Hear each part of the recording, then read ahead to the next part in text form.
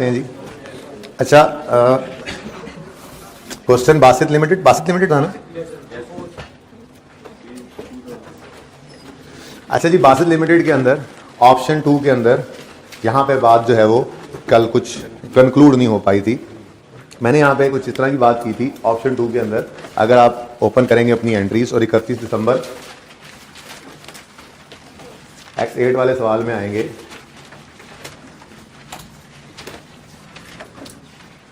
तो यहां पर जो चेंज इन एस्टीमेट आया था उसकी डेप्रिसिएशन की एंट्री थी। ठीक है, बिल्कुल ठीक थी, लेकिन थोड़ी सी बात जो है वो आपको उस समय समझ नहीं आई थी। थोड़ा और मैं आपको एलेबोरेट करता हूँ ये बात, बल्कि उससे भी आसान। मैंने कहा था कि ये जुगाड़ है, वर्किंग मुश्किल है। ये जुगाड़ क्या है कि इस 250 को पकड़ो जो 250 बढ़ा है अब एसिड में, और इसके डेप्शन का इंपैक्ट पिछले सालों में तो सही कर नहीं सकते, क्योंकि ये क्या है, चेंज इन एस्टीमेट। इसको करंट ईयर और फ्यूचर ईयर को सही करना है। फ्यूचर ईयर की डेप्रिसिएशन तो सही हो जाएगी, करंट ईयर के अंदर हम पिछले असरात को खत्म करेंगे। ठीक है ना। उसमें मैंने कहा था 250 डिवाइड बाय 2 कर दो। भाई इस सवाल के तक तो वो ठीक था, लेकिन पक्का जुगाड़ जो है वो क्या बनता है, आसान। इसको छुपा लो। मुझे बताओ, एसिड बढ़ रहा है कम हो रहा है? एसिड बढ़ रहा है तो डेप्शन भी, डेप्शन बढ़ने की एंट्री होती है डेप्शन एक्सपेंस डेबिट, इतनी डेप्शन क्रेडिट। ये तो होगा डिसाइड, एंट्री ये होगी। ठीक है, उसके बाद इस 250 को पकड़ के ले आओ। ठीक है, और 250 से कहो अगर तुम शुरू दिन से होते तो 4 साल पे डिवाइड करते और हर साल तुम भी डेफिसिट होते आते, तो कितने साल डेफिसिट नहीं हुए? 2 साल, तो मतलब 125। अब असल में तो ये उसूल है, ठीक है ना, कि 250 जो डेफिसिट नहीं हुआ था वो अगर होता पिछले 2 साल तो कितनी डेफिसिट आती? तो 250/4 1 साल की आ गई, इंटू 2 कर दिया हमने, ये 2 साल की डेफिसिट बन गई। ठीक है ना। अब चाहे आप 6 साल वाला एसेट लो, 10 साल वाला लो, 20 साल वाला लो, अब कोई मसला नहीं होगा, लेकिन स्टिल उस वर्किंग की तरफ नहीं जाना जो बड़ी कंफ्यूजिंग है। मैं नेक्स्ट टाइम बुक के अंदर भी उसको चेंज कर दूंगा। ठीक है। अच्छा, अब ये क्या है? ये है हमारी प्रीवियस ईयर्स की डेप्रिसिएशन जो हमने एडजस्ट कर ली। ठीक है जी, ओके। यानी कि इसको मुझे लाल एंट्री कर लेना चाहिए, डेप्रिसिएशन डेबिट और एक्यूमुलेटेड डेप्रिसिएशन क्रेडिट। ठीक हो गया जी। और ये 1 जनवरी पर ही हमने, पहले दिन ही, जिस दिन गवर्नमेंट ग्रांट हमने रीपे की, उसी दिन एसेट को बढ़ाया और उसी दिन पिछले 2 साल की डेप्रिसिएशन का इंपैक्ट डाल दिया। ठीक हो गया, सही है। अब आगे क्या है? आगे वही नॉर्मल काम। अब एसेट बढ़ के 250 से बढ़ के 500 हो गया है, और बस अब इसको 4 पे डिवाइड कर दो, सिंपल, और 125 की ये 1 साल की डेप्रिसिएशन इस साल की होगी। ठीक है ना। मतलब मामला पता है क्या था? मामला ये था, अगर आप इनकम स्टेटमेंट की बात करें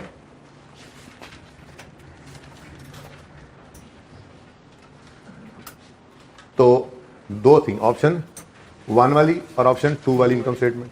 ऑप्शन 1 वाली इनकम स्टेटमेंट पे अगर आप गौर करें, जो कि आपको बड़े अच्छे तरीके से समझ आ गई थी, X8, X7, X6, ये आसान है। क्या आपने डेप्रिसिएशन वैसे ही 125 पे रखी हुई थी? हर साल डेप्रिसिएशन कितनी आ रही थी? 125, 125, 125, ये 125 है। अच्छा, सही है। और आपने एक इनकम रिकॉर्ड की हुई थी पिछले 2 साल में 62.5 और 62.5। अब जो तीसरा साल आया तो आपने गवर्नमेंट ग्रांट का जो 4 फीट एक्सपेंस है, गवर्नमेंट का नाराजगी एक्सपेंस, आपने वो 4 फीट एक्सपेंस रिकॉर्ड किया। ये किधर गया? सॉरी, वो वहां पे था उस एंट्री में। कितना जी? 125। तो 125 का जो एक्सपेंस है, तो नजर आया आपको पिछले 2 साल में जो इनकम रिकॉर्ड की थी, आज उसको रिवर्स कर दिया। ठीक है, ये आसान था। यहां पे मामला क्या था? यहां पे ना हमने डेप्रिसिएशन को ही कितने पर रखा? 62.5, और यानी डेप्रिसिएशन को 125 से कम रिकॉर्ड किया था पिछले 2 साल में। ठीक है, तो जब इस साल में आए तो डेप्रिसिएशन ऑफ प्रीवियस ईयर्स, जो भी अंग्रेजी अभी लिख लेते हैं, इसकी को बना लेंगे। ठीक है, डेप्रिसिएशन ऑफ प्रीवियस ईयर्स का जो चेंज एस्टीमेट का इंपैक्ट था वो कितना निकला? 125, 8 में 125। अब 125, इधर 125 की इनकम रिकॉर्ड हो गई थी, रिवर्स कर दो एक्सपेंस। 125 से एक्सपेंस कम रिकॉर्ड हुआ था, मजीद रिकॉर्ड कर लो। ये तो हो गया पिछले साल का असर खत्म, रेड वाली एंट्री। ठीक है, अब इस साल की डेप्रिसिएशन नॉर्मल, अगले साल भी 125 होगा और एसेट 0 हो जाएगा। ठीक है, ये बात समझ आ गई? ठीक है ना, इसको नोट कर लें, और कोई क्वेश्चन है तो पूछ लें।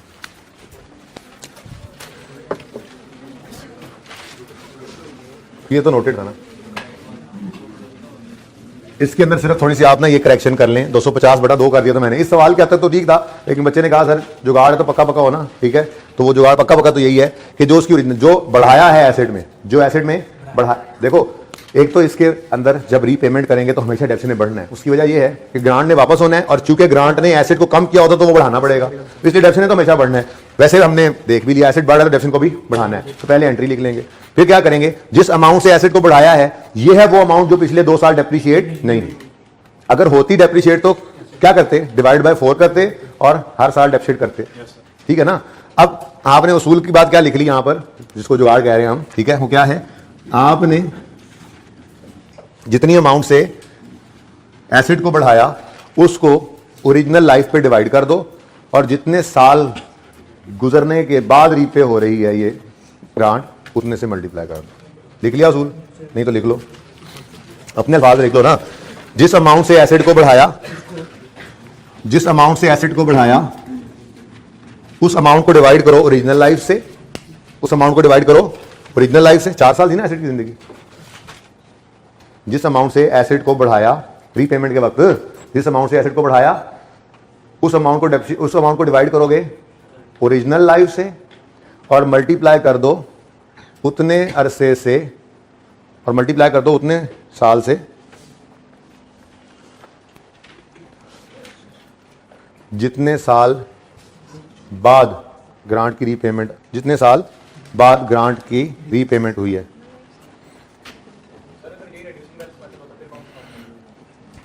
बेटा फिर वर्किंग करनी पड़ती ना हमें डिटेल्ड, जाहिर सी बात नहीं, जरूरी नहीं है। क्या मैं कह रहा हूँ, स्ट्रेट लाइन में ये असूल है, ठीक है ना। रिड्यूसिंग बैलेंस भाई आपको वैसे ही पता है, स्ट्रेट लाइन मेथड में आप एक्यूमुलेशन निकालने के लिए शॉर्टकट लगाते थे, रिड्यूसिंग बैलेंस में वही डिटेल, तो डिटेल वर्किंग कर लोगे 1 2 3 4, और फिर आगे वो वर्किंग कर लोगे। अगर ये 250 की बजाय 500 होता तो इतना इतना, तो वहां से भी इंपैक्ट निकल आना है। आसान है, मुश्किल नहीं है, इस सवाल में डाल लेंगे टेस्ट में।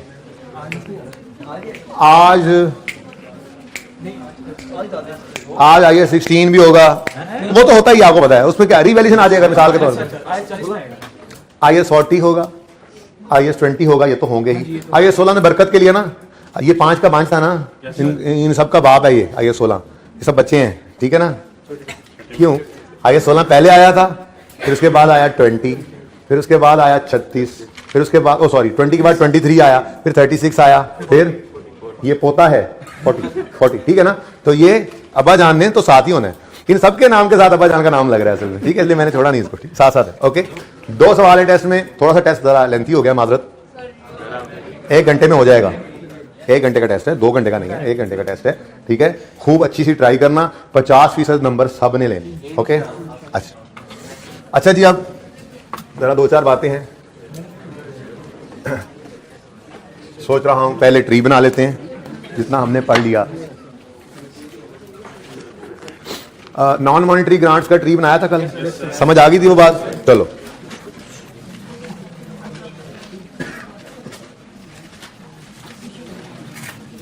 अच्छा ना, अभी आज इंशाल्लाह ये कंक्लूड हो जाएगा प्रिंसिपली, तो बाकी फिर ये है कि छोटी मोटी कोई चीज़ें रह जाए, जैसे गवर्नमेंट असिस्टेंस है, वो थोड़ी सी बात करनी है, उसके डिस्क्लोजर्स हैं, या इसके डिस्क्लोजर्स हैं ग्रांट के क्या क्या होते हैं। आधा लेक्चर भी लग जाए शायद, मुश्किल है, और होपफुली कल हम नया टॉपिक शुरू कर देंगे। देखें, मे भी IAS 1 शुरू करें, यानी कि चेंज इन इक्विटी बनाना सीखें। मे भी, ये मे भी है, कुछ भी हो सकता है बारह, वो यही करवा दे, सारे ही करने हैं काके, सारे ही करने। अच्छा जी, मॉनिटरी ग्रांट्स में आपको मैंने बताया 2 तरह की ग्रांट्स होती हैं, एक होती है ग्रांट रिलेटेड टू एसेट और दूसरी होती है ग्रांट रिलेटेड टू एक्सपेंसेस, ठीक है जी। तो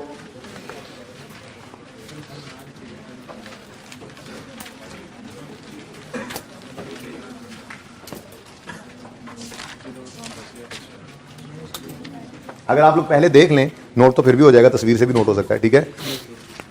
ग्रांट रिलेटेड टू एसेट है, ये सब कुछ आपने किया हुआ है। मैं ट्री आज बाद में बना रहा हूँ, पिछली अटेम्प्ट तक मैं ट्री पहले बना देता था, पहले लेक्चर में, ठीक है। खैर बच्चों को समझ तो फिर भी आ ही जाती थी, लेकिन मुझे लगता है कि आज ज़्यादा चीज़ समझ आएगी, आज आप लोग मुझे बनवा रहे होंगे ये ट्री, ठीक है। ग्रांट रिलेटेड टू एसेट हो तो 2 ऑप्शंस मौजूद हैं, उसकी अकाउंटिंग के स्टैंडर्ड ने 2 ऑप्शंस दिए हैं। कौन कौन से? कल वाला सवाल, परसों वाला सवाल, सारे सवाल यही थे, ठीक है जी। अच्छा, एग्जाम्पल के अंदर एक्सपेंस वाली ग्रांट की रीपेमेंट आई थी? नहीं आई, एक्सपेंस वाली ग्रांट रीपे ही नहीं हुई।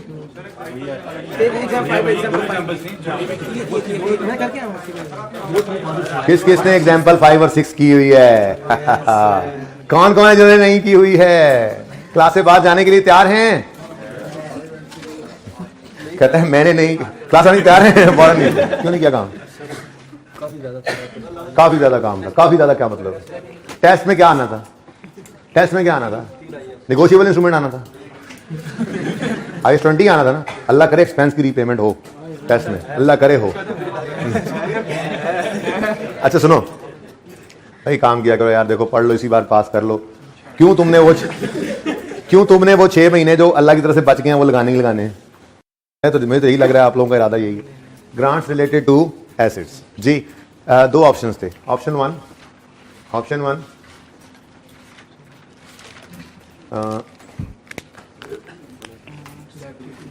ताकि तस्वीर में सही से आ जाए ना बच्चों के, तस्वीर वालों के जो नोट नहीं कर रहे मेरी बात मान के, उनका दर्द भी तो महसूस करूं।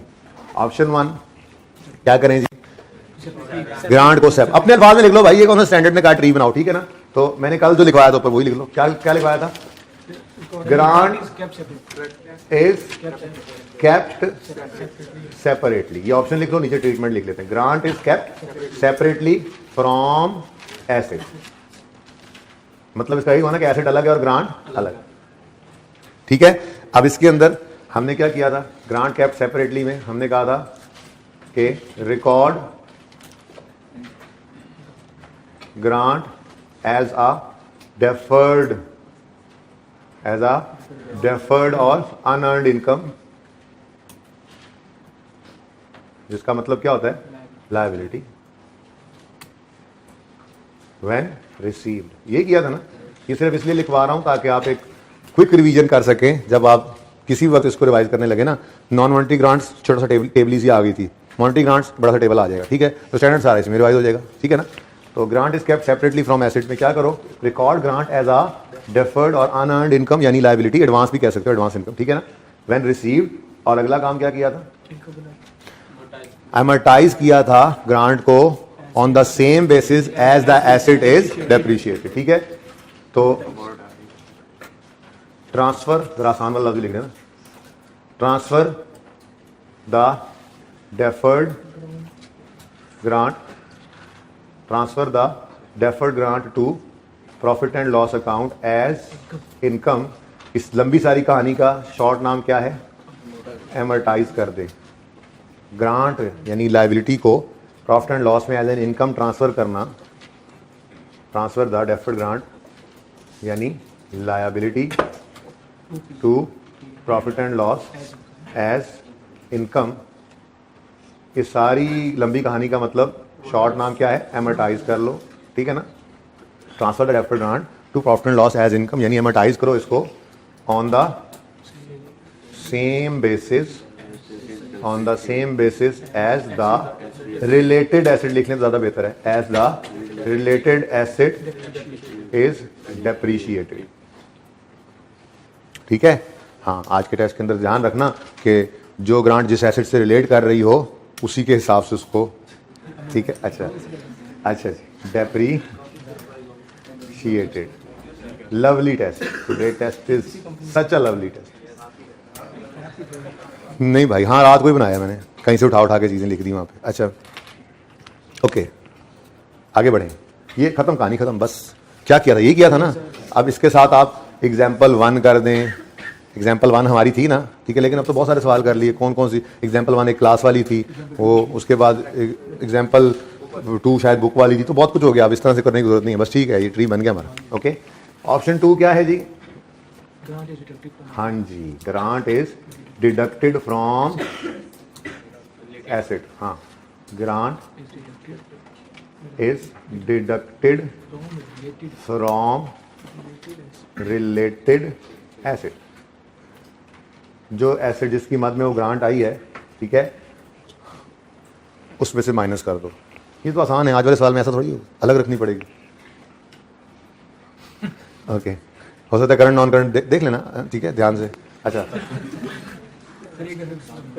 Grant is deducted from related asset. क्या करो जी? Record grant as deferred when, चलो ऐसे ही करो, ठीक है। Record grant as a deferred income, grant as deferred, चलो वही बात रिपीट करता हूं, और अनअर्न्ड इनकम यानी कि लायबिलिटी रिकॉर्ड करो व्हेन रिसीव। ये तो ऐसे ही कर लो पहले। फिर deduct the amount of grant from asset when the asset is purchase. ठीक है, when the asset is purchase या एक्वायर्ड, परचेज भी ठीक है, ज़्यादा आसान है। When the asset is purchase deduct the deferred grant,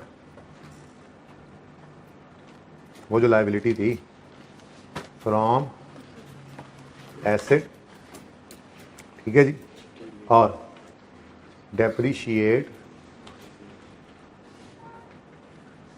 the asset which is net of grant. ऐसे ही किया था। इसमें लिखना चाहे तीसरा पॉइंट तो लिख सकते हैं कि depreciate asset over it's useful life.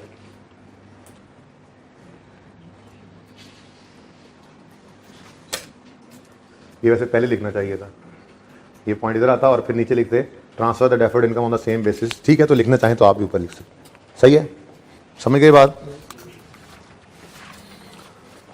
अच्छा जी, उसके बाद मॉनिटरी ग्रांट्स में दूसरी तरह की ग्रांट्स हमने पढ़ी थी, ग्रांट्स रिलेटेड टू एक्सपेंसेस। इसको ग्रांट रिलेटेड टू इनकम भी कह देते होते हैं, बहरहाल आप ऐसे ही याद रखें। अगर चेंज इन एस्टीमेट आएगा तो डेप्रिसिएशन की बेसिस चेंज होगी, तो फिर तो ऐसी बात है, उसको ही बदलेंगे ना। देखो हमने क्या ऑब्जेक्टिव रखा हुआ है जहन में कि जैसे जैसे ये एसेट ख़त्म हो वैसे वैसे ये लायबिलिटी भी ख़त्म हो, तो सेम बेसिस रखेंगे तभी ना। ठीक है भाई, क्वेश्चन बच्चे ने किया है कि अगर चेंज इन एस्टीमेट आ जाए हमारा एसेट तो उसकी लाइफ बदल जाए, तो आपको पता है चेंज इन एस्टीमेट की काउंटिंग करनी पड़ती है, रिमेनिंग लाइफ है, बुक वैल्यू को डिवाइड करना पड़ता है। तो ग्रांट के साथ क्या करें? तो भाई मैंने इनसे ये अर्ज किया जो मैंने थोड़ी देर पहले कहा कि हमने कोशिश क्या करनी है कि जैसे जैसे एसेट खत्म हो वैसे वैसे लायबिलिटी खत्म हो, ये वाली। तो जब बेसिस एसेट की बदल गई है तो वही सेम जो काम एसेट के साथ करना है ना, वही इस डेफर्ड ग्रांट के साथ करना है, बस। ये आसान अल्फाज में, ठीक है। अच्छा जी, ग्रांट रिलेटेड टू एक्सपेंसेस में तीन तरह की ग्रांट्स हैं, फिर आगे दो तरह की, सॉरी, ठीक है। ग्रांट रिलेटेड टू एक्सपेंस में क्या है जी? ये है reimbursement of past cost incurred.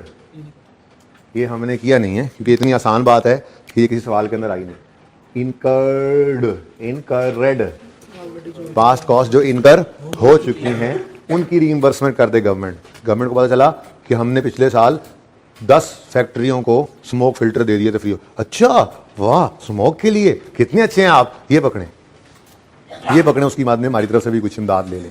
अब एक ऐसा एक्सपेंस जो हम इनकर कर चुके हैं पास्ट में, गवर्नमेंट ने उसकी मद में कोई रीइंबर्समेंट कर दी, कर सकती है गवर्नमेंट। हम ना करेंगे? कभी नहीं, ना क्यों करेंगे? बिस्मिल्लाह, अल्लाह की तरफ से आया हुआ रिस्क है, ठीक है जी।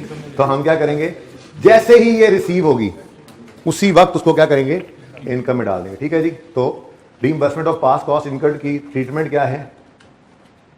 Record it as grant income in profit and loss when received, यानी कि जी कब है? इमीडिएटली। भाई ये पढ़ाया नहीं है, असल में इतनी सिंपल बात है कि अब आपको पता लग गया। अगर ऐसी ग्रांट आ जाए तो दस्ती क्या करना है, इंट्रो वाली एंट्री करनी है, कैश डेबिट इनकम क्रेडिट, वो जेडी मर्जी इनकम है, समझ गए ना। तो दिस इज बहुत वाला सिंपल। देन जी ओके जी, बराबर नहीं है। रीइंबर्समेंट की बजाय, रीइंबर्समेंट तो नहीं होती, खैर आप यूं लिख लो, ठीक है। ग्रांट रिलेटेड एक्सपेंस है और वो क्या है? For future expenses to be incurred, ठीक है ना। वो ऑलरेडी इनकर हो चुके थे, ये अभी इनकर होने, ठीक है। तो अब इस ग्रांट के अंदर फिर हमारे पास दो ऑप्शन थे। ये सब कुछ पहले पढ़ा दिया, पहले दिन टेबल में आता तो आप कहते पता नहीं केड़े कहाँ फंस गए हैं, ठीक है। कुछ भी नहीं, अब तो आपको पता ही है, ठीक है। दो ऑप्शन हैं। Option 1, show the grant income separately in profit and loss. मतलब यहां पर याद है आपको बैलेंस शीट वाला ऑप्शन नहीं था, ग्रांट ने कहीं से नेट नहीं होना बैलेंस शीट में, तो यहां पर बैलेंस शीट में ग्रांट नजर आती थी, यहां पर नजर नहीं आती थी, यहां पे दोनों ऑप्शन में ग्रांट नजर आती थी। याद आ रही है आपको वो एग्जांपल 1 और 2 वाला वो लेक्चर, इसमें काम यही किया था, याद है परसों का lecture. Okay, show the grant income separately in profit and loss. Show the grant income separately in profit and loss. और बल्कि इसको यूं लिखें, पहले तो ग्रांट रिकॉर्ड करें ना, ग्रांट रिकॉर्ड तो वैसे ही करेंगे, उसको डेफर्ड लायबिलिटी बनाएंगे, साथ साथ लिखने वाले तो ऐसे ही होते हैं, फिर बाद में हंसते हैं। मैंने मना भी किया कि ना नोट करें साथ साथ, मैं कौन सा अटल लगा के आया हूँ, बस साथ साथ बातें आती जा रही हैं। और एक मेहरबानी भी किया करें, ये मेहरबानी तो कर दिया करें आमिर भाई, क्लास के एंड पे, बल्कि क्लास के एंड पे सब कुछ मिल जाता है, जैसे टेबल बनेगा ना तो पिक्चर खींच के टीए को भेज दिया करें ग्रुप में, क्योंकि अगली क्लास के अंदर फिर ये बातें दोबारा सोचने में फिर टाइम लगता है। आप क्लास में सोच ली होती हैं तो ज़रा यूज़ हो जाएंगी, ठीक है, भेज दिया करें, सिर्फ ये इस तरह की बातें। हाँ, सबसे पहले क्या करो, रिकॉर्ड द, अच्छा नहीं वो तो हम हेडिंग बना रहे थे, हेडिंग क्या बना रहे थे, शो द ग्रांट इनकम, ठीक है, दोबारा ये बात लिख लेंगे, show the grant income separately, option है ना ये, separately in profit and loss. अब इसमें ट्रीटमेंट क्या किया था, जिस दिन ग्रांट आई थी रिकॉर्ड किया था हमने ग्रांट को एज अ डेफर्ड, रेफर्ड या अनअर्न्ड, ये सेम लिखना ताकि बार बार कोई बात याद ना करनी पड़े, डेफर्ड या अनअर्न्ड इनकम यानी कि लायबिलिटी के तौर पे इसको रिकॉर्ड कर लो, ठीक है जी। Record grant as deferred income when received, okay, और ट्रांसफर द डेफर्ड ग्रांट यानी कि liability to profit and loss proportionately as the related expense is incurred। ये सारी अंग्रेजियां हैं, बस ऐसे ही काम तो आपको आता है ये, ठीक है जी। और एक एडिशनल बात लिख लो यहाँ पर, grant should B, grant income should be, वही वाली बात दोबारा, grant income is shown separately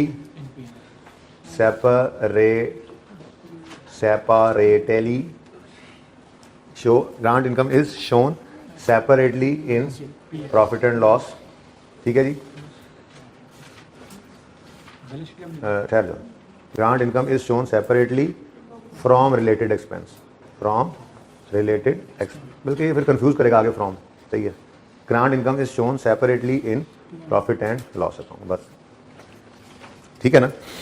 balance sheet में जाहिर सी बात है, जब आपने प्रोपोर्शनेटली ट्रांसफर करना है तो बैलेंस शीट में तो बची जाएगी ना जो पहले दिन आपने लायबिलिटी रिकॉर्ड की हुई है, ठीक है, okay. Now this is was option 1।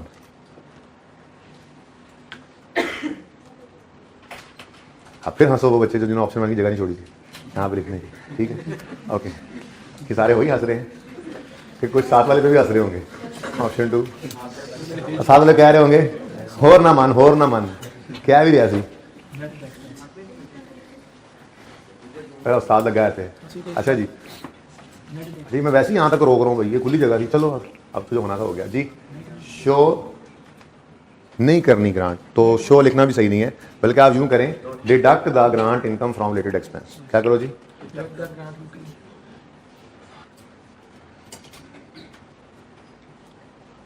From related expense.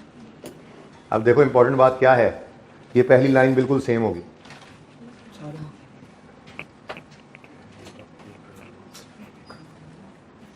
Record, मैं दोबारा लिख रहा हूँ सिर्फ इसलिए ताकि आपका टेबल बन जाए, तस्वीर में आ जाए। रिकॉर्ड ग्रांट एज आ डेफर्ड या अनअर्न्ड या एडवांस, वो मैं नहीं लिख रहा, अब ज़्यादा हो जा रहे थे, डेफर्ड या अनअर्न्ड इनकम यानी लायबिलिटी व्हेन रिसीव्ड। उसके बाद क्या करो, पीरियोडिकली इसको ट्रांसफ़र करना है प्रॉफिट एंड लॉस में, तो ट्रांसफ़र द डेफर्ड ग्रांट यानी वो जो लायबिलिटी आपने बनाई है पहले to profit and loss, transfer करो to profit and loss proportionately. बिल्कुल सेम चल रहे हैं हम, ऐसे ही है ना, फर्क तो सिर्फ एंड पे जाके आया था ना प्रेजेंटेशन का, ठीक है। Proportionately as the related expense is incurred and recorded. Incurred या रिकॉर्डेड एक ही बात है, इनकर करते हैं एक्सपेंस तो रिकॉर्ड कर लेते हैं ना, पेमेंट का वेट किए बगैर। जब इनकर हो जाता है एक्सपेंस तो रिकॉर्ड कर लेते हैं, ठीक है ना। तो इनकर लिख लो या रिकॉर्ड लिख लो, एक ही बात है। लेकिन वो करने लगे हैं ना, लेकिन प्रॉफिट एंड लॉस में ट्रांसफर किया मैंने, ये तो नहीं कहा कहाँ पे लिख दिया, ठीक है, आप लिखने लगाओ। Grant income is deducted from related expense and net expense is shown in and net expense net of grant income, ठीक है, and net expense appears in profit and loss.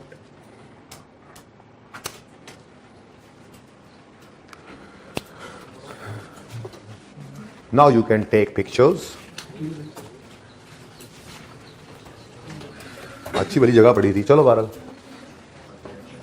सही है, समझ तो आ रहा है ना। आमिर भाई थोड़ा सा ना देखें, ये इतनी की जगह है, एक बार ना उनको भी जरा जूम इन करके दिखा दें, यहाँ से वहां तक सिर्फ ये लिखा हुआ, फिर जूम आउट करके नॉर्मल कर लीजिए।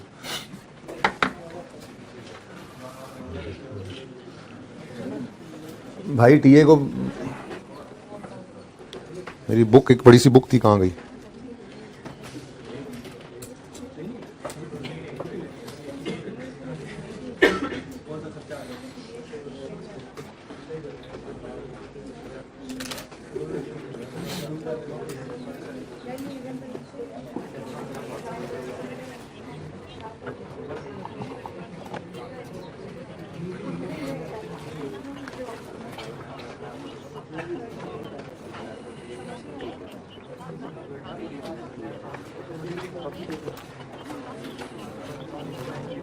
नोट कर लें 1 मिनट के अंदर अंदर, जल्दी कर।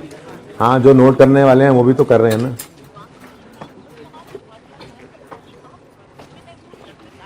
भाई एंड पे कौन नहीं नोट कर रहा, जरा बेटिए को तो बुला लें, दौड़ के जाना और उसे कहना, उसे कहो कि मेरी वो बुक तो ले आए ग्रीन वाली जो सर के पास थी, कहाँ है वो, कहाँ पड़ी? अच्छा वो उसको बुला लें, हमें भी बुला लें उसको।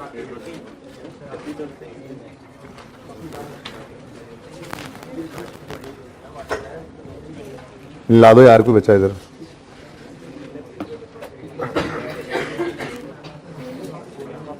ले आओ पाने इधर, ले आओ ले आओ, आज ताड़े दर्शन कराइए बच्चों ਨੂੰ। और किधर क्या नाम है आपका? ओ मीट मिस्टर उमैर, चला कर। तुम्हारे लिए बदुआ है मेरी।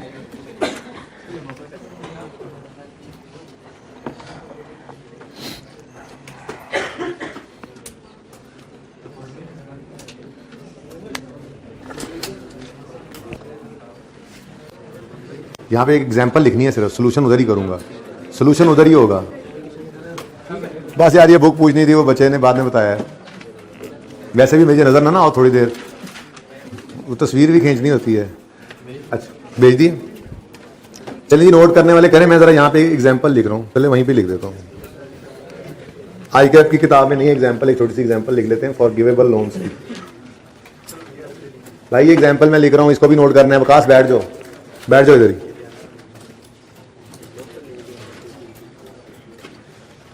कंपनी रिसीव, ये यार बुक में डालनी है फिर, इसलिए अच्छे तरीके से नोट करो, इसका सोल्यूशन भी नोट करना है फिर।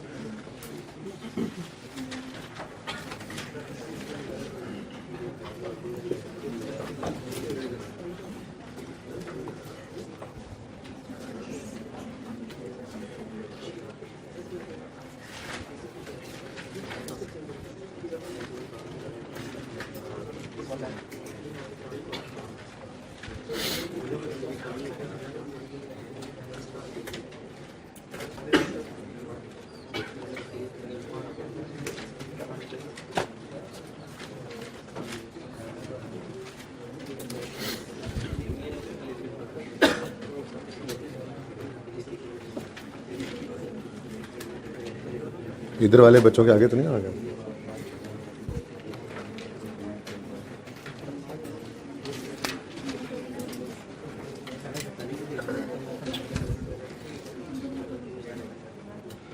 जो पहले दिन ट्री बनाया था उसमें कहा था अपने लैंड का नॉन डेप्रिशिएटेड हाँ पहले दिन जो ट्री बनाया था उसमें फिक्स एसेट्स का कहा था लैंड नॉट डेप्रिशिएटेड उसने first after non monetary grant में कहा था कि वो ज़मीन दे दें। वो आपने बताया नहीं था लैंड का भाई बता दिया था, बात हो गई है। Monetary grants non monetary grants का एक छोटा टेबल बना था ना, ओपन करो, ओपन करके स्पेसिफिकली क्वेश्चन पूछो मुझसे। क्या तुमने छुट्टी की थी? वो अलग कर दिया था ना, वो अलग कर लिया था भाई, वो टेबल अलग है। मैंने इसलिए मॉनिटरी ग्रांट्स को बना लिया था, क्लास में बनाया था। भाई रहने दे यार, मेरी बात सुनो। नॉन मॉनिटरी ग्रांट्स जो हैं वही था, वो अलग कर दिया, ये अलग, इनको इकट्ठा नहीं किया था वरना ये काबू में ही ना आता, ठीक है ना। ये ऑलरेडी काफ़ी फैल गया। मैंने मॉनिटरी ग्रांट्स को अलग कर दिया था और नॉन मॉनिटरी को अलग कर दिया था, ठीक है। मॉनिटरी ग्रांट्स के अंदर एसेट के पैसे आ जाएं तो फिर तो वो एसेट ही है। अब अगर वो लैंड है तो भाई लैंड के साथ तो डेप्रिसिएशन होनी नहीं है। इनकम कब बनाओगे? जब कंडीशंस मीट होंगी। ये तो बात अंडरस्टूड है ना, वो मॉनिटरी हो चाहे नॉन मॉनिटरी हो, ठीक है ना। एग्जाम्पल ना लिखने देना मैंने, इतनी भारी किताब उठाई हुई है मैंने। बैठ जा यार।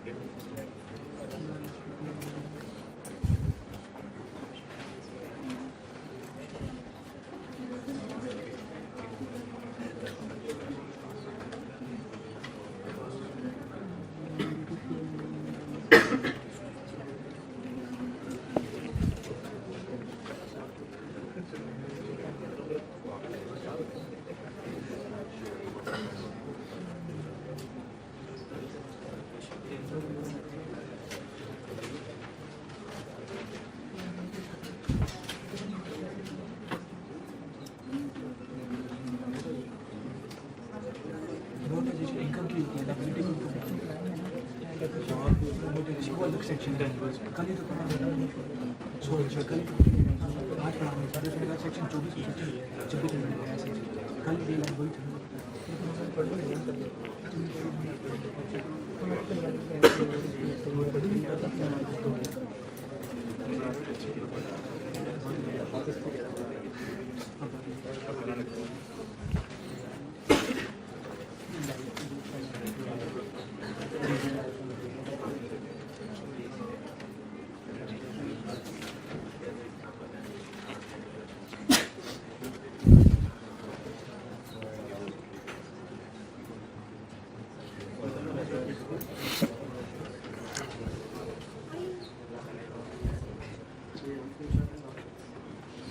दोनों से।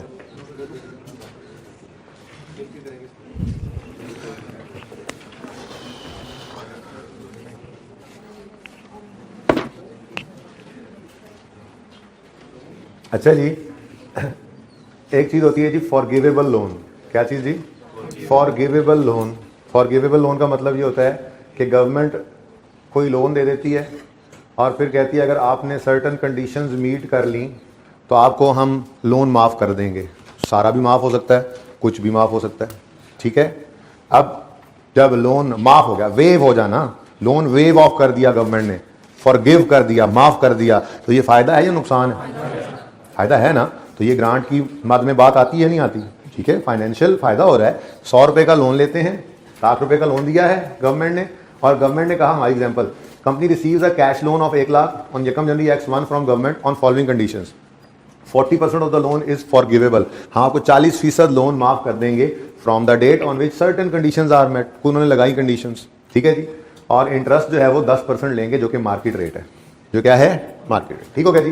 रिक्वायरमेंट है 5 journal entries for the year 31 दिसंबर X1 assuming that all conditions are met on the पहला दिन, या assuming that all conditions are met by 30/9/X। ठीक है। अगेन जी, आई कैप ने जस्ट फॉरगिवेबल लोन का मैं आपको सही टेक्स्ट दिखाऊंगा। एक थोड़ा सा जिक्र कर दिया अपनी किताब में, ना क्वेश्चन बैंक में कोई उसका क्वेश्चन है, ना पेपर्स के अंदर, इसके किताब के अंदर, ठीक है ना। लेकिन ये टेस्ट हो सकता है आज के टेस्ट में भी टेस्ट हो जाए। बात बड़ी आसान सी है, इसलिए ध्यान से समझ लें, ठीक है। मुश्किल नहीं है, मुश्किल नहीं। अगर आप लोगों की इजाज़त तो मैं ये मिटा दूं, बल्कि ये क्या मिटाना, ठहरो, इसी को बंद करते हैं। हो सकता है कुछ बच्चे अभी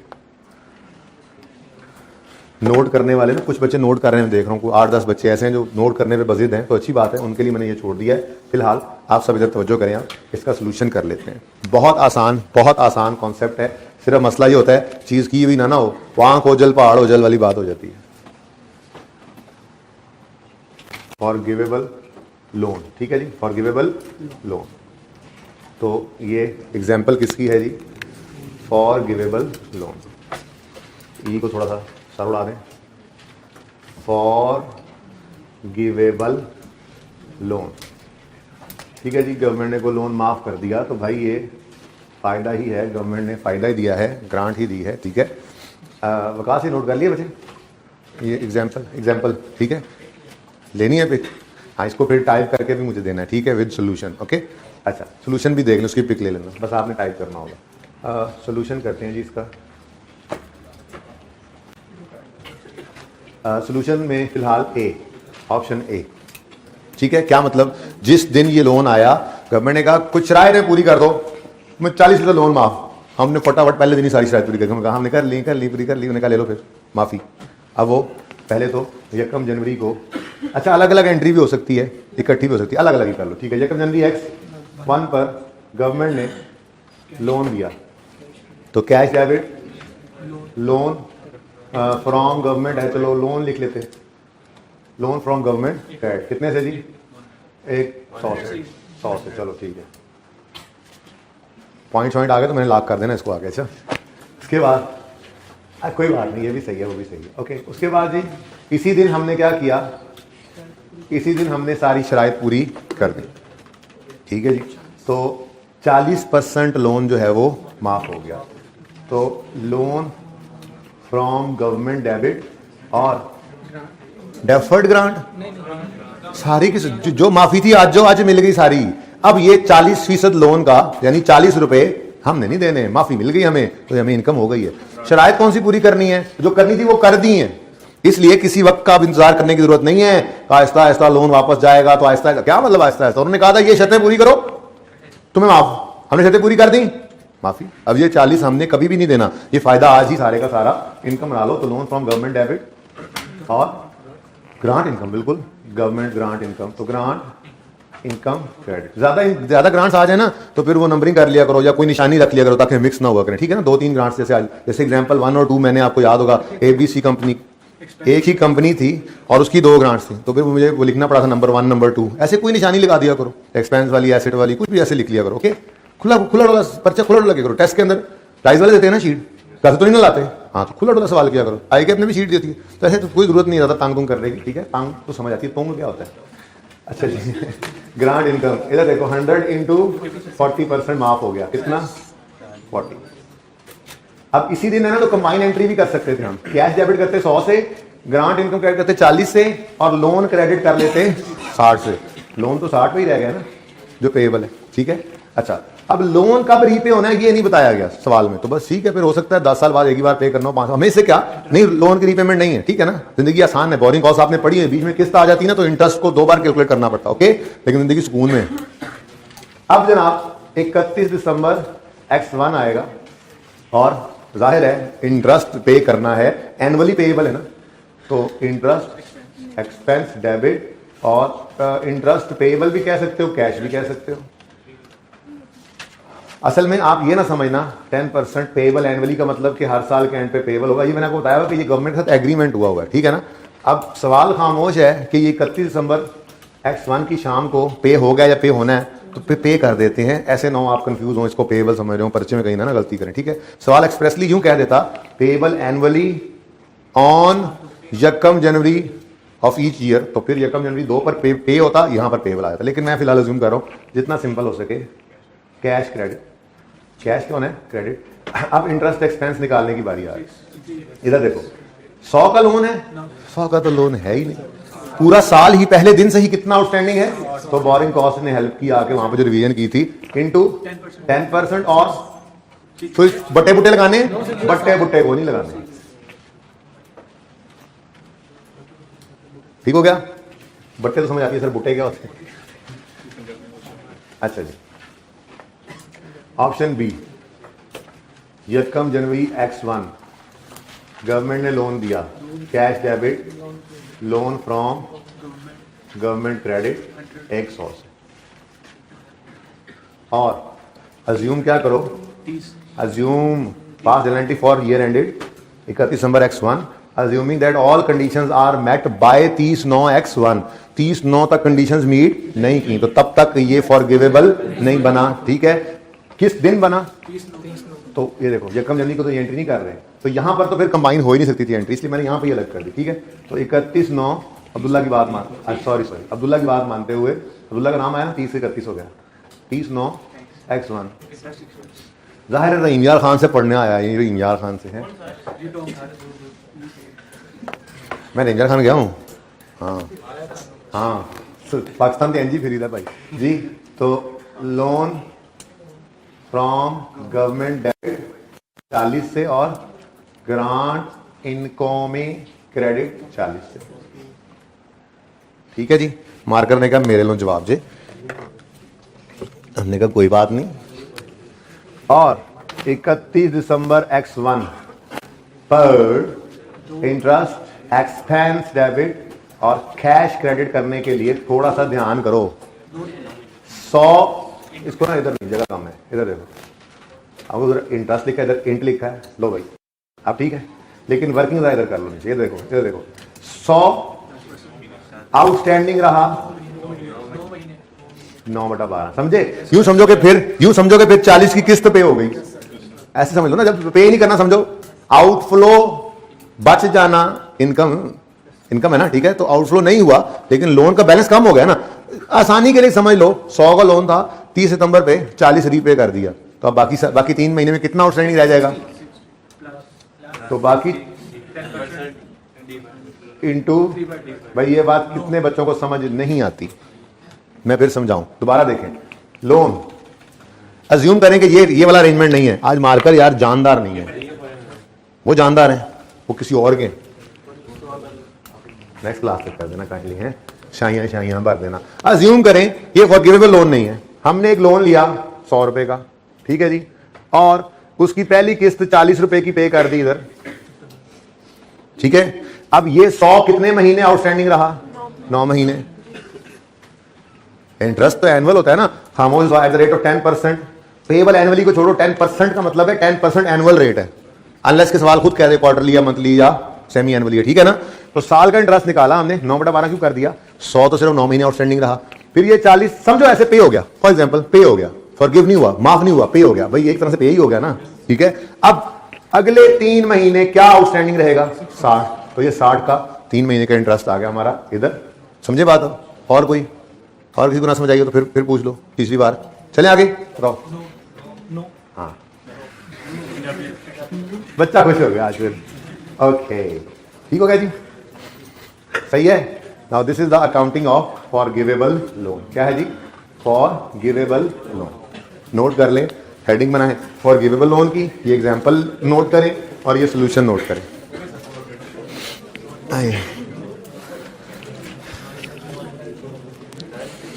एक मिनट यार, एक और मुसीबत भी है, बल्कि वो रहने ही दो, वो सिर्फ थ्योरेटिकली पढ़ लेते हैं बात। जी बेटा,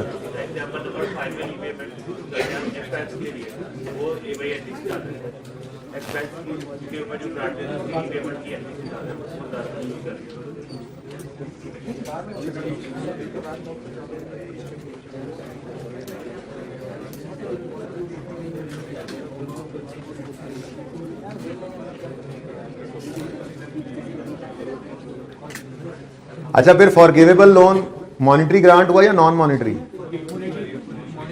वैसे ना स्टैंडर्ड ने इसको अलग ही रखा हुआ है, तो आप सोच लेना घर पे जाके, ठीक है। अच्छा अगली बात सुनो, एक और चीज़ भी होती है, ये आखिरी चीज़ है, ये आखिरी ग्रांट की मद में ये आखिरी चीज़ है, ठीक है। हमने नॉन मॉनिटरी ग्रांट भी पढ़ लिया, पैसे ही ना दें, एसेट ही दे दें उठा के। हमने मॉनिटरी ग्रांट्स भी पढ़ लिया, पैसे दें एसेट खरीदने के लिए या एक्सपेंसेस के लिए। और आज हमने तीसरी चीज़ भी पढ़ ली, फॉरगिव कर दें कोई लोन, ये भी क्या है, ग्रांट।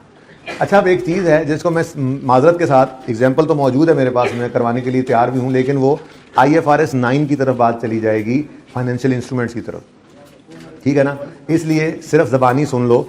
एक चीज़ और भी होती है, उसे कहते हैं, पहले सुन लो, गवर्नमेंट ने आपको लोन दिया, कंपनी को एक लोन दिया, मार्केट इंटरेस्ट रेट चल रहा था 15%, गवर्नमेंट ने दे दिया ये 5% पे। तो इंटरेस्ट रेट गवर्नमेंट ने जो जिस इंटरेस्ट रेट पे दिया है वो मार्केट रेट से लोअर रेट पर है, ये भी फ़ायदा है, तो ग्रांट तो ये है। लेकिन अब इसके पीछे पता है मसला क्या है? मसला ये है, थोड़ी सी बात करता हूँ FAR 2 में जाकर, फिर ये बात शायद क्लिक करे, हाँ ऐसी बात की गई थी। इसको ना एमोर्टाइज्ड कॉस्ट पे रखना पड़ता है लोन को। एमोर्टाइज्ड कॉस्ट क्या होती है कि आपने आज जब उसको रिकॉर्ड करना है तो उसकी जो लोन की अमाउंट है प्लस इंटरेस्ट पे आज रिकॉर्ड करना है, फिर एक स्केड्यूल बनता है एमोर्टाइजेशन का, वो बना के आपने उसको, तो ये बात ना बड़ी और तरफ निकल जाएगी। ICAP इसको MCQs के अलावा टेस्ट नहीं कर सकता। मैंने बड़ा सोचा रात को ये एग्जाम्पल करवाने का, जब सोचा था तो मैंने सोचा साथ वो भी करवा दूँ, समझा तो मैंने देना ही था, पर मसला ये है कि वो थोड़ी ना स्कोप से ज़्यादा बात बाहर जा रही थी, इसलिए इसको सिर्फ ज़बानी हद तक समझ लें, ठीक है। कि अगर loan is granted at a rate which is lower than market rate, which is lower than market rate, ये भी फायदा है। और बोलो, it is also a grant, it is also a, okay. तो इस ग्रांट के बारे में आपकी किताब में लिखा हुआ है, अगर आप अपने नोट्स ओपन करना चाहें, ये तो नहीं है, ओहो,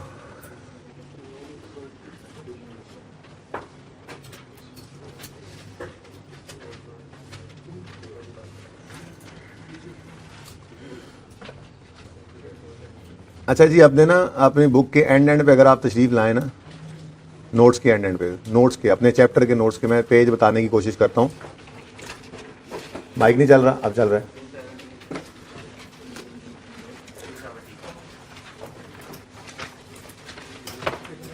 जी, बुक्स का पेज नंबर 217 ओपन करें, 217। फॉरगिवेबल लोन नजर आ रहा है जी। अच्छा, ये जो एग्जाम्पल है ना, इस एग्जाम्पल को अब आप काट दें। ICAP की बुक की एग्जाम्पल है, लेकिन यार एक बात सुना करो ना, बहरे थोड़ा ही हो।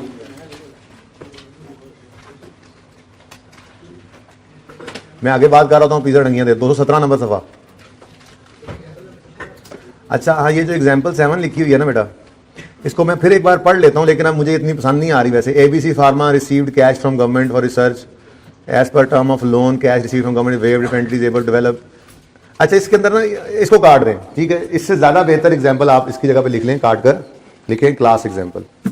भाई ये नोट शोट हो गया, मैं मिटा दूँ, मैं ज़रा प्रोजेक्टर ऑन करना चाह रहा हूँ। कि किसी ने नोट करना है, पिक्चर लेनी है तो जल्दी करें, जल्दी करें। ये मैं प्रोजेक्टर ऑन करने लगा। ये तो ऐसे ही है, तो लिखा हुआ किताब के अंदर, पढ़ लेना। इसको क्या लिख रहे हो, ये तो कोई ना नोट करे।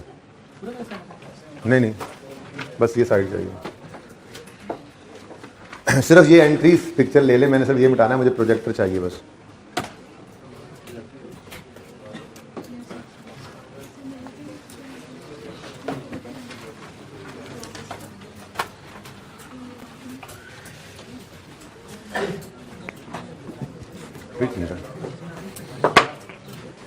टू 1 0 कुछ भी नहीं हुआ। ओके हो गया। ओके, मैं ये कह रहा हूं कि आप इस एग्जाम्पल को, ठीक है ये भी एग्जाम्पल, लेकिन भाई इसमें ना आप अकाउंटेंट्स है ना, जब तक जर्नल एंट्री सामने ना आपको मजा नहीं आता। तो वो हमने एग्जाम्पल ऐसी कर ली है कि सारी बात समझ आ गई। तो इसको काट के आप लिख दें कि इसकी जगह लिख दें class example done in lecture 41, ठीक है ना, बस ये काफी है। ये देखें, a forgivable loan is treated as government grant when there is reasonable assurance that entity will meet the terms of forgiveness of loan. Until then, such loan is treated as a liability and recognized at fair value under IFRS 9. ठीक है ना. अब ये fair value क्या है IFRS 9 की, ये आपके स्कोप से बाहर की बात है. फाइनेंशियल इंस्ट्रूमेंट्स IFRS 9 FR 2 में आप पढ़ेंगे, 10-12 दिन लगते हैं उसके ऊपर. ठीक है ना. तो फिलहाल आप यही समझ लें कि वो जो पैसे आए थे गवर्नमेंट से एज अ लोन, वो उसकी फेयर वैल्यू, बस लायबिलिटी की वही फेयर वैल्यू. ओके, लायबिलिटी भी फेयर वैल्यू होती है. आज सुना बस, ये भी बस गलती से उन्होंने लिख दिया है, स्टैंडर्ड से उठा के एज इट इज लिख दिया ना. उनको हालांकि चाहिए था कि यहाँ तक बात करनी थी, यहाँ तक कर देते. Until then loan is treated as a liability, बस आगे काफी जरूरत नहीं थी आगे लिखने की. And recorded as a financial liability at fair value under IFRS 9. जैसे ये फेयर वैल्यू कह रहा है ना, लोन को IFRS 9 में रखने का एक और मॉडल, ये मॉडल्स हैं डिफरेंट. एक ये फेयर वैल्यू पे रखा हुआ, एक एमोटाइज कॉस्ट पे. वो क्या होती है, अगर मैं लोअर इंटरेस्ट रेट वाली एग्जांपल समझाऊं आपको तो मुझे फिर उसकी तरफ जाना पड़ेगा, तो मैं उस तरफ जाना नहीं चाह रहा. ठीक है, आइए अपने इतनी ही बात लिखी हुई है जितनी आपकी बुक के अंदर, कि मैंने यहाँ पर लिख दी थी. Loan with below market rate of interest. ठीक है, इसमें क्या है, benefit of a government loan at a below market rate of interest is treated as a government grant. The loan shall be recorded and measured as per IFRS 9. अब यहाँ कंजूसी करके यहाँ पूरी बात लिखता ना, as under amortized cost as per, बाहर चले. The benefit of below market rate interest shall be measured as the difference between cash receipt under the entity shall consider condition. बस ठीक है, इसको बस इस तक याद रख लें MCQ के पॉइंट ऑफ व्यू से, कि अगर बिलो मार्केट इंटरेस्ट रेट पर लोन दिया है गवर्नमेंट, तो ये भी एक फायदा ही है, ये भी क्या है, ग्रांट है. ठीक है, बाकी मैं फिर भी अपने सीनियर से मशवरा कर लूंगा, और ICAP को एक ईमेल तो डालनी है, 2 कर दूंगा उसमें चीजें. I37 वाली में भी रहती है ना. ठीक है, वो तो मैं 2 दफा मेरा TA बेचारा पढ़ चुका है, 2 दफा मैं चैप्टर पढ़ चुका हूँ, मुझे कहीं रिवर्सल नजर ही नहीं आ रहा ICAP पूरी बुक में. तो लगता है उनसे गलती से हो गया है रिवर्सल का लफ्ज हज़फ. तो वो ईमेल के अंदर वो उसके साथ ये भी बात डाल दूंगा कि आपने बिलो मार्केट इंटरेस्ट रेट लिख तो दिया है, अब उसका सवाल पूछना है तो बता दो, IFRS 9 फिर यहीं करा देते हैं. ठीक है ना. तो अगर उन्होंने कहा नहीं रहने दो, तो फिर बस MCQ के पॉइंट से पता होना चाहिए. ठीक है, ओके जी. अच्छा जी, अब भाई साहब को एक समझ नहीं आ रही थी कोई एंट्री, पेज बता दो मेरे दोस्त, मेरे चांद. क्या कह गया, एग्जाम्पल 5 है. X limited received a cash grant. कितने बच्चों ने अटेम्प्ट की थी, कितने हाथ ऊंचा खड़ा करें, और हो गई थी. चलो, एक से भी नहीं हुई तो सबसे नहीं हुई, मैं तो करवाऊंगा जी. On 1 January x. अब ये ना क्या करोगे, दरम्यान में किसी एक को तैयार कर लिया करो, रोज ऐसा मुजाहिद, क्या तू एहो जा सवाल करी जरा साढ़े को तो हो गया, ताकि सर लगे रहे असी सुकून कर लिए थोड़ी देर. ऐसे ना किया करो भाई, ये पढ़ के खत्म करना है ना हमने सिलेबस को. ठीक है, हाँ. On 1 January 18 x limited received a cash grant of ₹500 towards cost of employing an environmental impact analyst on a new project for 5-year period. अच्छा जी, कैश ग्रांट मिल गई है इनको, पे 214. वो कह रहे थे गवर्नमेंट ने ग्रांट दिया पता नहीं किसी काम के लिए. ठीक है, इतनी मुश्किल अंग्रेजी का तो ये मतलब है, किसी काम के लिए दे दी है, समझ तो आ रही है, लेकिन फिर भी हम तो ध्यान नहीं दे रहे, हम अपनी अकाउंटिंग की तरफ ध्यान देना. अच्छा, वो 5 साल का प्रोजेक्ट है. ओके, वो कहते हैं the grant is repayable in full if project is not complete. हमने कहा ये तो एनवायरमेंटल इंपैक्ट हम निकालने लगे हैं जी इन चीजों का. हमने एक एनालिस्ट हायर किया गवर्नमेंट का, ये पकड़ो 5 लाख रुपए, लेकिन 5 साल का प्रोजेक्ट है. ये ना हो कि साल बाद तुमको चल भाई एनालिस्ट 2.5 तेरे 2.5 मेरे, छड़ किने पूछना है, ऐसा किया ना तो हम पैसे वापस ले लेंगे. ठीक है, प्रोजेक्ट को रोकना नहीं है. अच्छा, the analyst was employed under the project commenced on and the project commenced on 1 जनवरी 2018. ठीक है जी, जिस दिन ग्रांट आई उसी दिन ये काम हो गया शुरू. अब जो 5 लाख है इसको करना क्या चाहिए असूलन, आज ही सारा इनकम बना ले, क्योंकि एनालिस्ट तो आज हमने हायर कर लिया है. एनालिस्ट हायर करना तो शर्त ही नहीं है. उन्होंने कहा था अगले 5 साल तक ये प्रोजेक्ट करना शर्त है, तो 5 साल पे प्रोजेक्ट ने चलना है, 5 साल में एनालिस्ट को पैसे देने हैं, तो 5 साल में ही इस 5 लाख को लाख करके इनकम में डालना चाहिए. यही ठीक है, ऐसे ही होना चाहिए. आज लायबिलिटी बनाएंगे, इसको एमोटाइज करेंगे ओवर, अब जाहिर सी बात है वो खामोश तो इक्वली करेंगे ना, 5 साल का एक्सपेंस है बस इक्वली. अब प्रोपोर्शनेट क्या करना, किससे करें. पढ़ाई कहता है on 1 January 20 project was abandoned and the grant became repayable in full. Pass entries for grant and its repayment. अच्छा, एक बात आपके ध्यानों में आती होगी, बड़े शरारती से ना आप लोगों के, आप कहते होंगे यार देखो सवाल के अंदर लिखा तो हुआ 1 जनवरी को ग्रांट आई और 1 जनवरी 18 को आई और 1 जनवरी 20 को रीपे हो गई, तो ठीक है ना, रहने देते हैं एंट्री. जब कोई मामले खत्म हो गया तो नहीं भाई ग्रांट आने की एंट्री, इसलिए ये नहीं कहा फॉर द ईयर फला एंट्री करो, उसने क्या कहा ग्रांट की एंट्री भी करो और उसकी रीपेमेंट की भी. हाँ, जो जिस दिन ग्रांट आई मैंने कहा उस दिन क्या कर लो, bank debit deferred income credit करो. डेफर्ड ग्रांट उसको हम कह रहे थे, ठीक है। और 31 नंबर पे इसमें से 5वां हिस्सा डिवाइड बाय 5, 1 लाख को डेबिट करके इनकम बना लो। दूसरे साल भी ऐसे ही करोगे। अब तीसरे साल में बहुत सादा बात, गवर्नमेंट ने कहा, इधर देखो किसका सवाल था, गवर्नमेंट ने कहा 5 लाख वापस कर दो, इतना देखो 5 लाख, मेरी तो देखो यार, 5 लाख वापस निकालो। आपने जेब से 5 लाख निकाला, क्रेडिट हो गया बैंक या कैश, ठीक है। अब वही उसूल, जो अनएमोटाइज्ड बैलेंस पड़ा है बैलेंस शीट के अंदर, अनएमोटाइज कितना पड़ा होगा 2 साल गुजरने के बाद, 3 लाख, उस 3 लाख को डेबिट करके खत्म कर दो। अब बैलेंस क्या है, नाराजगी एक्सपेंस, फॉरफिट एक्सपेंस 200, ठीक है। यही एंट्री हुई पड़ी है। Deferred income debit, profit and loss debit, balancing लिख लो इसके साथ ब्रैकेट में, प्रॉफिट एंड लॉस, ये 2 लाख के आगे ना, प्रॉफिट एंड लॉस अकाउंट के आगे ब्रैकेट में थोड़ा सा बैलेंसिंग लिख लो, ऐसे क्रेडिट। बेटा देखें, इनकम अलग रिकॉर्ड की तो शो होती रही फेस पे, फॉरफिट एक्सपेंस फिर भी वही 200 आना है। एक्सपेंस को नेट करते रहे थे तो एक्सपेंस कम क्या था, फॉरफिट ने आगे बढ़ा देना है। और तो कोई इसमें ऑप्शन 2 नहीं है, ऑप्शन 2 तो वहीं पर ही था। मसला ये था ना, मसला ये था कि आपने लायबिलिटी को रखा हुआ है या नहीं रखा हुआ। लड़ाई तो तभी पड़ी थी, लायबिलिटी अलग पड़ी थी तो आसान रही थी जिंदगी, यही वाला काम किया था। जब लायबिलिटी को नेट ऑफ एसेट किया था ना, तो फिर वो चीजें मिल नहीं रही थी और जुगाड़ लगाना पड़ा था। यहाँ पे लायबिलिटी कैसे नेट करते हैं, किसी से नहीं। वो प्रॉफिट एंड लॉस के अंदर ही प्रेजेंटेशन डिफरेंट है ना, तो बस वो प्रेजेंटेशन का ऑप्शन है, अकाउंटिंग में कोई फर्क नहीं पड़ेगा। जी किधर, ये profit and loss account debit है। ये क्या है, बल्कि इसको यूं कर देता हूं मैं आपके लिए, आपको ये शायद मसला आ रहा है। भाई ये नोट किया करो विकास, हाँ ये साथ साथ इस दफा, ओके। गवर्नमेंट फॉरफिट, चलो grant forfeit expense, forfeit expense, और ये क्या है, बैलेंसिंग फिगर, ठीक है ना। जो बाकी बच गया वो बैलेंस, ठीक है। भाई एक रजिस्टर ले लो, मुझसे पैसे ले लेना, ठीक है। और ये आज से काम शुरू हो जाए, ये आज से अभी से शुरू हो जाए, लेकिन ऐसा दे देंगे आपको एक रजिस्टर, उनसे जाकर को सर ने कहा रजिस्टर दे दें, ठीक है, काम हो जाएगा।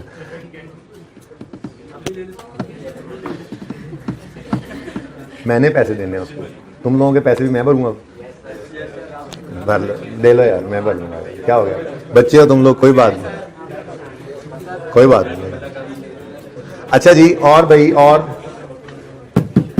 बता दें कोई मसला है और, चलो फिर थोड़ी सी बात अब कर लें डिस्क्लोजर वगैरह की, जिसके लिए काफी है वो जाएं। और बातें खत्म हो गई कंक्लूड करने में, यार कल नया टॉपिक शुरू करना है, क्या हो गया। और फिर असेसमेंट भी, ओए और असेसमेंट कह रहा हूं, टेस्ट भी तो कल डिस्कस करना है, थोड़ा सा आज नहीं डिस्कस कर लें।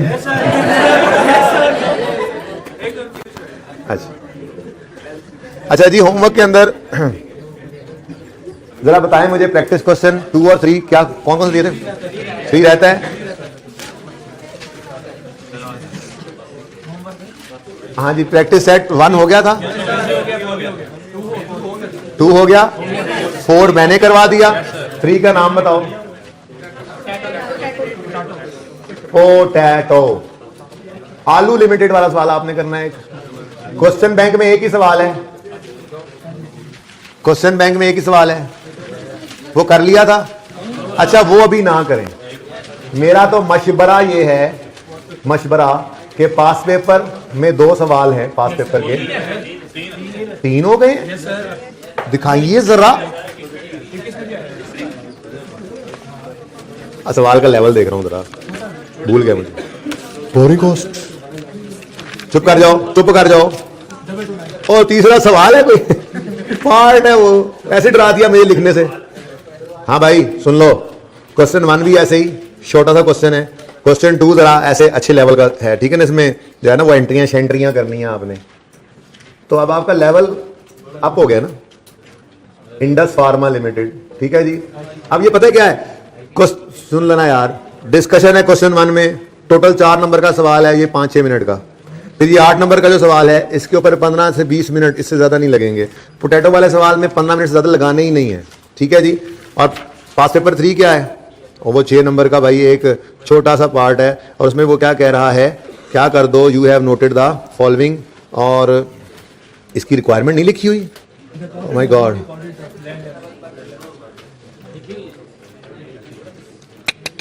इसको छोड़ दो, इसकी रिक्वायरमेंट मैं लिखूंगा कल, इसकी जगह ना आप एमसीक्यूज कर लो इसके सारे।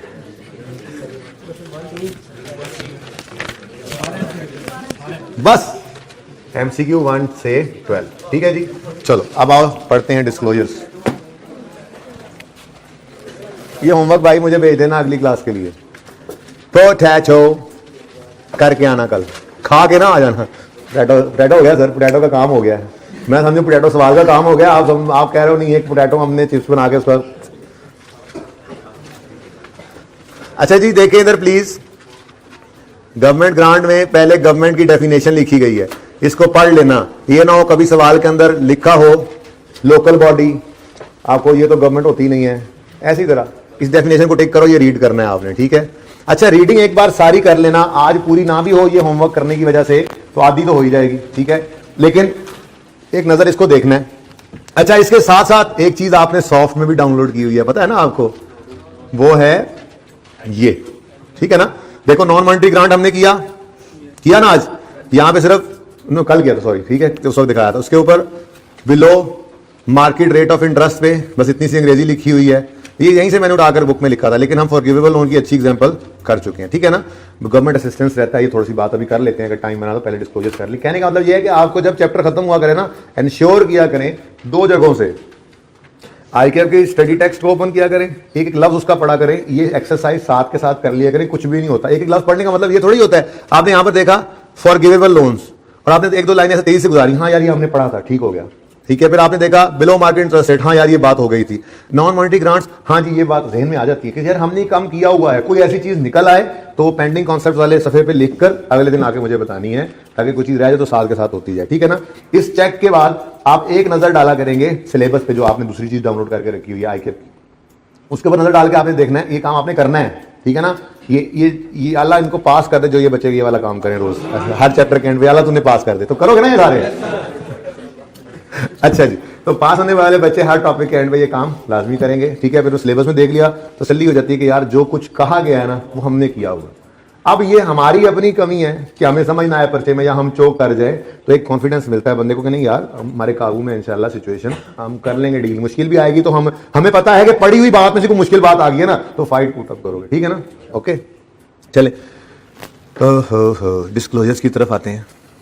डिस्क्लोजर बड़े आसान है। अच्छा चलो बात चल रही थी ऐसे, ये एक छोटी मोटी इसमें रीडिंग कर लेना, ठीक है। ये अल्टरनेटिव नेम ऑफ गवर्नमेंट दिए हुए हैं। अच्छा अब गवर्नमेंट ग्रांट को कब रिकॉर्ड करना है, गवर्नमेंट ग्रांट को कब रिकॉर्ड करना है भाई। जैसे देखो हर स्टैंडर्ड ना अपनी कुछ शर्तें लगाई हुई हैं। IS 16 आया, हमने पूछा हाँ भाई कब एसेट रिकॉर्ड करोगे PPE के तौर पे, इसने कहा कॉस्ट लेवल मैयर हो सके, फ्यूचर बेनिफिट्स इनफ्लो हो, प्रोबेबल हो, ये कर लूंगा रिकॉर्ड, याद है आगे रिकग्निशन क्राइटेरिया। फिर हम IS 23 में आए, हाँ यार क्वालिफाइंग एसेट के ऊपर इंटरेस्ट होगा, मैं रिकग्नाइज कर लूंगा उसको, एसेट कॉस्ट में ऐड कर लूंगा। फिर आया IS 40, हमने कहा भाई इन्वेस्टमेंट प्रॉपर्टी कब रिकॉर्ड करूंगा, वो बड़े भाई ने जो कहा था वो वही, ठीक है ना। ऐसे ही गवर्नमेंट ग्रांट का स्टैंडर्ड आया, हमने कहा कि ग्रांट को कब रिकॉर्ड करना है किताबों में, उसने कहा 2 शर्तें पूरी हो जाएं। पहली, लब जाएगी ग्रांट, ऐसी उम्मीद है, गवर्नमेंट का लारा है, पढ़ना भी कुआरा, तो गवर्नमेंट का लारा ही है, ये पैसे मिल जाएंगे, अगर उम्मीद है कि मिल जाएंगे। तो दूसरी बात, आप कंडीशंस जो अटैच कर रहे हैं, गवर्नमेंट ने अटैच की हैं, क्या आप उनको कंप्लाई कर लोगे। अगर ये 2 बातों का आप 2 बातों के बारे में इंश्योर कर सकते हो, पहली आप कंडीशन से मीट कर सकते हो, दूसरी पैसे भी बन गए, ठीक है, तो क्या कर लो, ग्रांट रिकॉर्ड कर लो, ठीक है। हम तो कर ही रहे थे, लेकिन ये क्राइटेरिया है गवर्नमेंट IS 20 के गवर्नमेंट ग्रांट रिकॉर्ड करने का। Government grant should be recognized when there is reasonable assurance, ठीक है ना, रीजनेबल अश्योरेंस हो किस किस की, that the entity will comply with any conditions attaching to grant and the grant will be receive, ठीक है जी। जनरल रूल पढ़ के आना, कल को मसला हुआ तो फिर पूछ लेना। उसके बाद ये सब कुछ हमने कर लिया है, ग्रांट रिलेटेड टू एसेट। एक रीडिंग कभी दे लो ना, सिर्फ एक बार जिंदगी में दे लो, बस मैं ये कहना चाह रहा हूँ, एक बार इस चैप्टर को पढ़ लेना। कोई ऐसी चीज सामने है तो नहीं कि जो पूछनी है अभी पूछ लोगे, वरना सारी एग्जांपल्स आपने खुद अपने हाथों से की हैं, ठीक है। हाँ लेकिन जो चीजें अभी नहीं पढ़ाई हैं वो तो जाहिर है पढ़ाऊंगा ना, ऐसे थोड़ा ही। अच्छा चलते आए अब आगे, मेथड 1 मेथड 2, ये सब एग्जांपल्स आपने की हैं, ग्रांट रिलेटेड टू एसेट, ठीक है जी। ये सारी एग्जांपल्स आपने खुद अपने इन नेकोकार हाथों से की हैं। उसके बाद रीपेमेंट है, एग्जाम्पल 5 है, 6 है, एक नज़र सिर्फ डाल लेना इन पे, ठीक हो गया जी। ये कुछ ऐसा तो नहीं है, एग्जाम्पल तो नहीं ना पढ़ोगे, सिर्फ अंग्रेजियां जो है वो पढ़ लोगे, कोई मसला तो नहीं है। उसका जब एग्जाम्पल शुरू हुई सोल्यूशन के एंड तक वो पहले आपने किया हुआ है, डन, ठीक है। Okay, disclosures related to government grant. अच्छा अब देखो, डिस्क्लोजर तो हमने IS 16 का भी बनाया था, वो 18 दिन लगा दिए थे डिस्क्लोजर तक पहुंचते वो PPE का नोट, अब पे सब नोट याद आ रहा है कुछ। फिर डिस्क्लोजर तो हमने IS 40 का भी बनाया था, वो भी नोट की तरह से, PPE के नोट की तरह से बना था ना। और बोलो, पढ़े भी थे स्नेक लिमिटेड वाले सवाल से, डिस्क्लोजर्स पढ़े भी थे, याद आ रहे कि भूल गए? आ रहे याद के भूल गए? आज आ जाएगा याद जो कुछ पढ़ा हुआ है इंशाअल्लाह। अच्छा, अब इन बड़े बड़े डिस्क्लोजर्स को भी हमने पढ़ा था। डिस्क्लोजर तो IS 23 के भी पढ़े थे, बोलो याद है कि नहीं? हयात इंडस्ट्रीज वाला सवाल जब असेसमेंट में आया था तो उसके अंदर बोरिंग कॉस्ट का ट्रीटमेंट था। मैंने कहा था बोरिंग कॉस्ट का ट्रीटमेंट क्या है और बोरिंग कॉस्ट का डिस्क्लोजर क्या है। वो कहता है यार बता दो कितनी बोरिंग कॉस्ट कैपिटलाइज हुई और क्या कैपिटलाइजेशन रेट था, ये डिस्क्लोजर था। तो डिस्क्लोजर तो बड़े बड़े भी पढ़े, डिस्क्लोजर तो छोटे छोटे भी होते हैं। ऐसे ही गवर्नमेंट ग्रांट के अंदर आपको पता है कि 2-3 चीजें हमने देखी डिफरेंट हैं। एक कंपनी जो है वो गवर्नमेंट ग्रांट को, एसेट रिलेटेड गवर्नमेंट ग्रांट को अलग रखती है, दूसरी कंपनी ने छुपाया हुआ एसेट में नेट किया हुआ है। अब यूजर को बता दो लिख के, यार लिख के बता दो।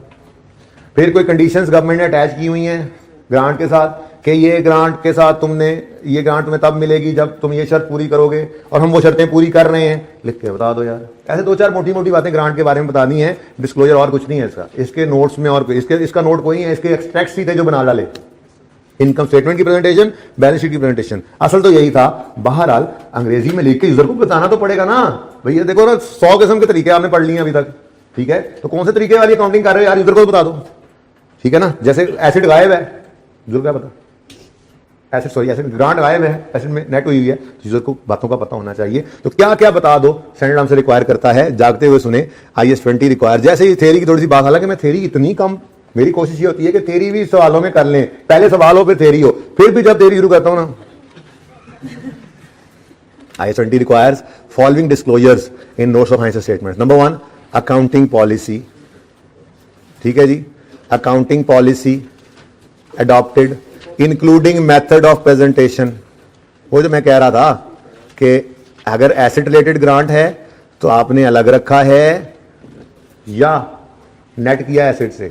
एक्सपेंस रिलेटेड ग्रांट है तो आपने इनकम से बाहर तो लायबिलिटी रखनी थी बैलेंस शीट में, तो इनकम स्टेटमेंट ट्रांसफर किया, उसको अलग इनकम शो किया है या उसको नेट कर दिया रिलेटेड एक्सपेंस से। ये क्या है? ये आपकी अकाउंटिंग पॉलिसी होगी प्रेजेंटेशन की समेत, ठीक है? ये डिस्क्लोज कर दो, ये लिख के बता दो, बस इतनी सी बात। और the nature and extent of government grant recorded in financial statement and indication of other form of government assistant for which. Nature बता दो यार, बस nature and extent. Nature and क्या है जी? जी ये वो उन्होंने ना लैंड दिया हुआ है हमें ग्रांट के तौर पे। नेचर क्या है? लैंड है। एक्सटेंट, हाँ जी वो उन्होंने कहा है कि 10 साल तक आपका ही है, हो सकता है उन्होंने कहा 100 साल तक गवर्नमेंट ने कहा आपका ही है।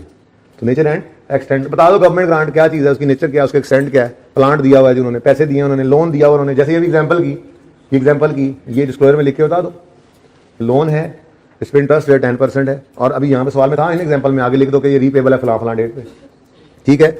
और अनफुलफिल्ड कंडीशंस अगर कुछ हैं, हमें गवर्नमेंट ने कहा है कि जी आपने 5 साल तक यहां पर ये प्लांट लगा रहे और चलता रहे, ये ग्रांट ले लो 5 साल तक, 2 साल गुजर गए, 3 साल अभी फुलफिल करनी है ये कंडीशन, लिख के बता दो, ठीक है जी?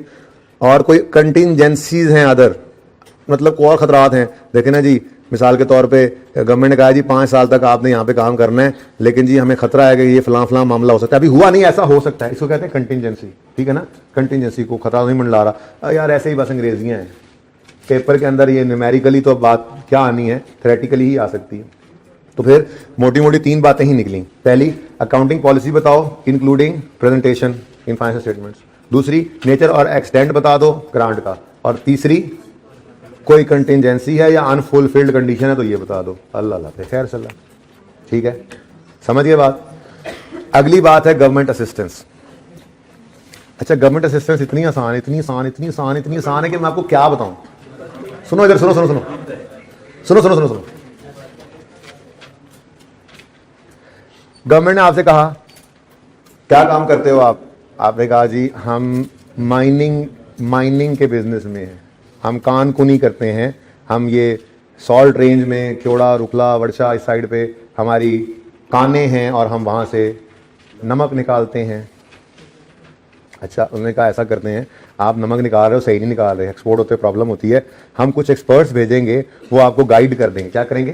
गाइड करेंगे, आप ज़रा अच्छे तरीके से ये काम कर सकें। अब गवर्नमेंट ने ये जो एक्सपर्ट्स भेजे हैं, क्या ये नॉन मॉनिटरी ग्रांट है? ग्रांट नहीं है ये तो। क्या मतलब, एक्सपर्ट हमारे हो गए हैं? एक्सपर्ट के ऊपर बिल्डिंग बना दें? नॉन मॉनिटरी है, मॉनिटरी ग्रांट नहीं है, नॉन मॉनिटरी नहीं है, कोई लोन नहीं है फॉरगिवेबल, कोई लो इंटरेस्ट रेट लोन नहीं है। ये तो एक बंदा भेजा है उन्होंने जो जस्ट हमें असिस्ट कर रहा है।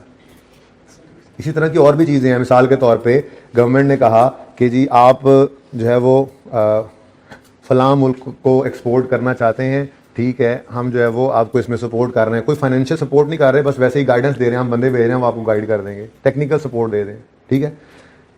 तो ऐसी चीज़ जो गवर्नमेंट की तरफ से हेल्प तो है, लेकिन हम उसे कोई मॉनिटरी टर्म्स एलोकेट नहीं कर पा रहे, तो वो है तो गवर्नमेंट की तरफ से हेल्प, लेकिन उसको ग्रांट कह के अकाउंटिंग नहीं कर सकते उसकी, क्योंकि रुपया इन्वॉल्व होगा तो एंट्री करेंगे, ठीक है। तो इस चीज़ को गवर्नमेंट असिस्टेंस कहा जाता है। क्या कहा जाता है जी? Government assistance. और इसकी कोई अकाउंटिंग नहीं है। चौकीदार साहब इधर देख लो, इसकी कोई अकाउंटिंग नहीं है, इसके जस्ट डिस्क्लोजर। अगर कोई गवर्नमेंट ने असिस्टेंस दी है तो उस असिस्टेंस को अपनी फाइनेंशियल स्टेटमेंट से बस लिख के बता दो कि गवर्नमेंट हमारी इतनी अच्छी है कि उन्होंने हमें एक्सपर्ट्स भेजकर हमारे इन कामों को बहुत हमें जो है वो सही कराया, हमें बड़ी हेल्प की है कि गवर्नमेंट ने हमें असिस्टेंस दी है, यूज़र को ये बता दो, ठीक है। तो ये गवर्नमेंट असिस्टेंस में कुछ मुश्किल बातें भी हैं, ये ज़रा पढ़ के आनी है। तो जो पैराज आपको समझ नहीं आएंगे या कोई लफ्ज़ समझ नहीं आएगा, मैं आपसे डिस्कस करूंगा। आज के लिए इतना ही ज़िंदगी रही, तो कल इंशाल्लाह नए टॉपिक के साथ या फिर असेसमेंट की डिस्कशन के साथ हाजिर होऊंगा। अल्लाह हाफ़िज़।